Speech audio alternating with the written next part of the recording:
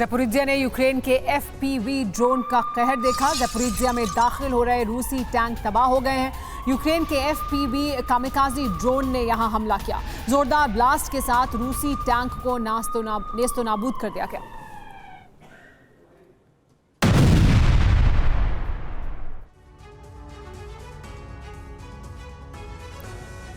रूस की सेना यूक्रेन को दक्षिण और पूर्व से घेर चुकी है। यूक्रेन का 22% से ज्यादा इलाका रूस के कब्जे में है और अब पुतिन ने करीब 40% यूक्रेन को काटने का ऑपरेशन शुरू कर दिया है।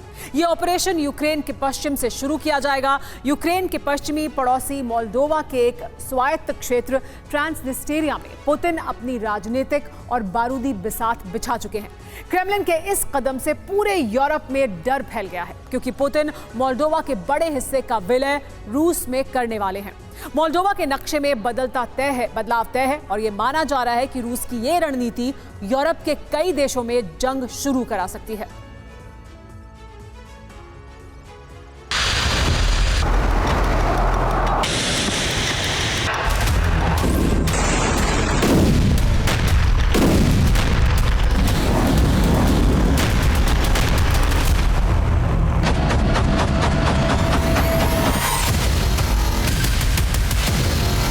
रूस यूक्रेन युद्ध के 2 साल पूरे होने को हैं।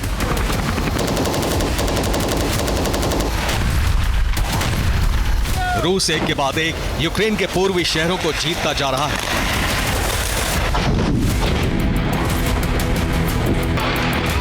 लेकिन पुतिन का यूक्रेन लक्ष्य पूरा नहीं हुआ और अब जंग का स्वरूप ऐसा होने वाला है जो पूरे यूरोप में ज्वाला भड़का सकता है।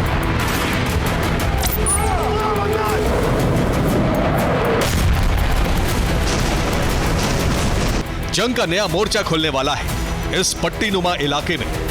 यह मोल्दोवा का आजाद इलाका ट्रांसनिस्ट्रिया, जहां रूस के सैन्य बेस हैं और रूस के समर्थन वाला सत्ता तंत्र भी।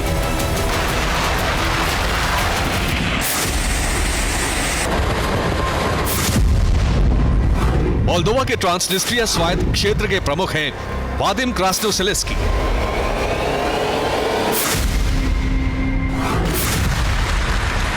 वादिम क्रास्नोसेलेस्की के एक फैसले से मोल्दोवा की राजधानी में उबाल आ गया है।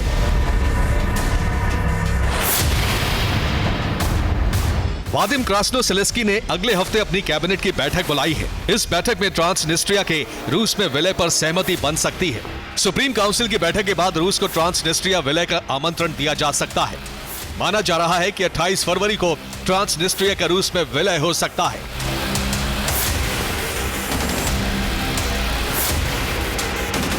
यानी पुतिन अखंड रूस के सपने की तरफ दूसरा कदम बढ़ा सकते हैं और यूक्रेन के खिलाफ पश्चिम से युद्ध का नया मोर्चा खोल सकते हैं।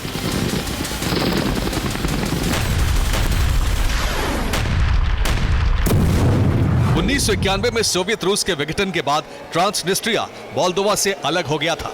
अब पुतिन इसी इलाके में अपना सामरिक मंच सजाने की तैयारी कर रहे हैं।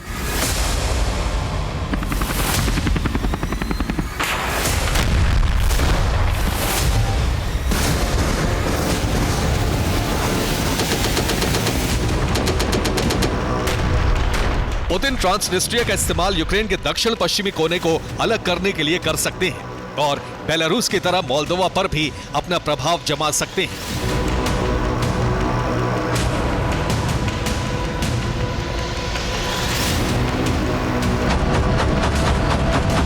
नक्शे से समझिए कि यह अमेरिका का सिरदर्द कैसे बढ़ा सकता है। ट्रांसनिस्ट्रिया मोल्दोवा का स्वतंत्र इलाका है जो मोल्दोवा को यूक्रेन से और ब्लैक सी से अलग करता है। मोल्दोवा की सीमा रोमानिया से सटी है जो नेटो का सदस्य देश है।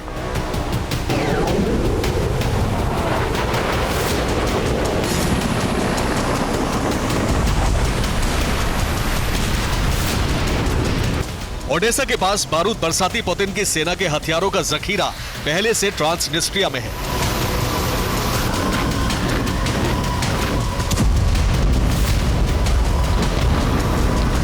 अधिकांश ट्रांसनिस्ट्रियन नागरिकों के पास रूस की भी नागरिकता है। ट्रांसनिस्ट्रिया में रूस समर्थक सरकार है। ट्रांसनिस्ट्रिया के 97% लोग रूस के साथ विलय के पक्ष में हैं। ट्रांसनिस्ट्रिया के साथ आने पर खार्किव से ब्लैक सी तक रूस का मजबूत कॉरिडोर बन जाएगा। जाहिर है मोल्दोवा में भी रूस का नियंत्रण बढ़ेगा।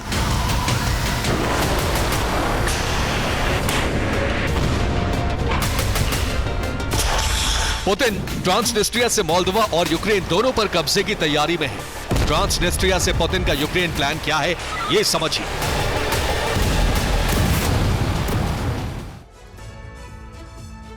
ट्रांसनिस्ट्रिया का रूस में विलय होने के बाद मोल्दोवा का कनेक्शन काला सागर से कट जाएगा। इसी के साथ रूस यूक्रेन पर पश्चिमी दिशा से हमले शुरू कर देगा। इस वक्त रूस काला सागर और क्रीमिया से यूक्रेन पर हमले कर रहा है। इसके साथ साथ ईस्टर्न फ्रंट लाइन से रूस की फौज तेजी से यूक्रेन में आगे बढ़ रही है। अवदिव्का शहर इसी महीने रूसी सेना ने जीत लिया है। ट्रांसनिस्ट्रिया से हमले शुरू होने के बाद रूस Odesa, Mykolaiv, Voronezh, Kherson, Melitopol, Zaporizhzhia, Luhansk, Donetsk, Poltava, Kharkiv से लेकर सूमी तक का क्षेत्र यूक्रेन से जीतकर एक बफर जोन तैयार कर लेगा।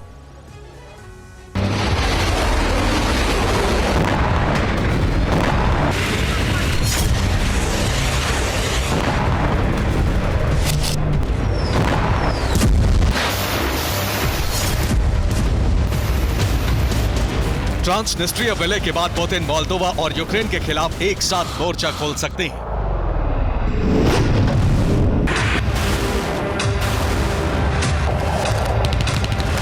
इस युद्ध का मतलब होगा यूरोप के कई देश एक साथ जंग की आग में जलने लगेंगे।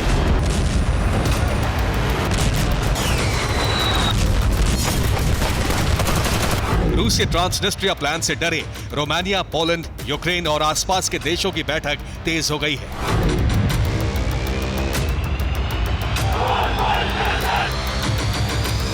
यूक्रेन के पड़ोसी देशों ने रूस के खिलाफ एकजुट होने का ऐलान किया है। लात्विया के प्रधानमंत्री एविका सेलिना ने कहा है, हम रूस से एकजुट होकर लड़ेंगे। पोलैंड के राष्ट्रपति आंद्रेस डूडा ने कहा है कि यूक्रेन को समर्थन जारी रहेगा। लिथुआनिया के राष्ट्रपति गितानस नौसेदा ने कहा है कि लुब्लिन ट्रायंगल से यूक्रेन को हथियार आपूर्ति बढ़ाई जाए।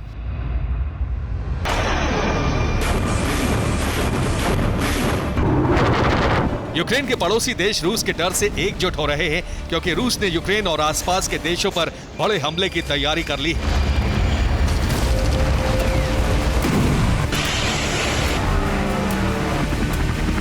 रूस के आक्रमण के लिए ईरान और उत्तर कोरिया ने हथियारों की बड़ी खेप मॉस्को भेजी है।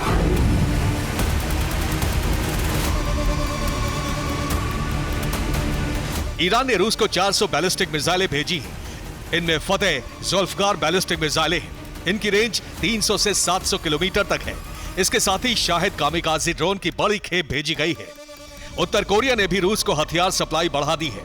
किम जोंग ने रूस को बैलिस्टिक मिसाइलों की नई खेप भेजी है। रूस ने बड़े हमले के लिए बहुत बड़ी मात्रा में हथियार जुटाने शुरू कर दिए हैं। ब्रिटिश मीडिया की रिपोर्ट है कि रूस कई देशों के साथ हुए हथियार सौदे रद्द कर रहा है और एक्सपोर्ट किए गए हथियार वापस मंगा रहा है।